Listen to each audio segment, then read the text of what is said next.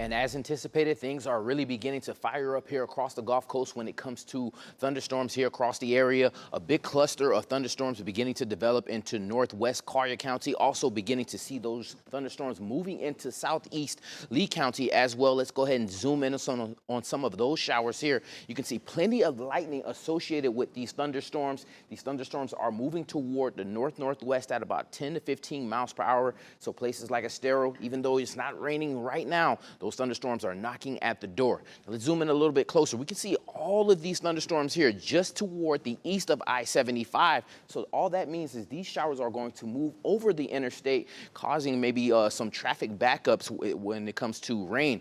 Heavy rainfall amounts, plenty of lightning, even the opportunity for a few pea-sized hail associated with these thunderstorms here. This complex is beginning to, I would say, cluster right around I-75 just toward the east. And as we get even to places here right around the airport, also beginning to see some heavy thunderstorms really beginning to blossom and develop here across the area. A thunderstorm of note right over Gateway. Look at that. Pretty intense lightning, heavy rainfall rates associated with this thunderstorm as well. We can see a clear hail signature here. That's that purple color. Looks as though some of these areas are also seeing frequent lightning, heavy thunderstorms, and it looks as though this is all going to continue as we continue to track some of those outflow boundaries.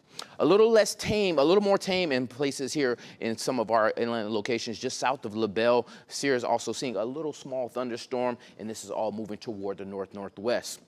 As we move a little bit further north into places like Charlotte and DeSoto County, not as active, but we're already seeing that line of showers beginning to develop here, right along here. And we're going to continue to see those showers move and those thunderstorms move toward the northwest. And it looks as though places like Arcadia already starting to get surrounded by a complex of thunderstorms. And this is all going to continue as we get later on into the evening. Models have done a pretty good job at pinpointing the location of these thunderstorms. And I do expect this to continue as long as that sun is up. We still have the energy needed to fuel maybe even some additional thunderstorms even after maybe some of these collapse. So just keep in mind for your evening commute, or if you know someone traveling on that evening commute, let them know it's going to be wet roads, and make sure you use caution, slow down. We don't need any accidents on I-75. Just give yourself a little extra time when traveling on those roads. Now, as we get later on into the evening, once that sun begins to set, we'll start to lose some of that energy, and we'll start to notice that these thunderstorms will begin to wind down as we get later on until tonight.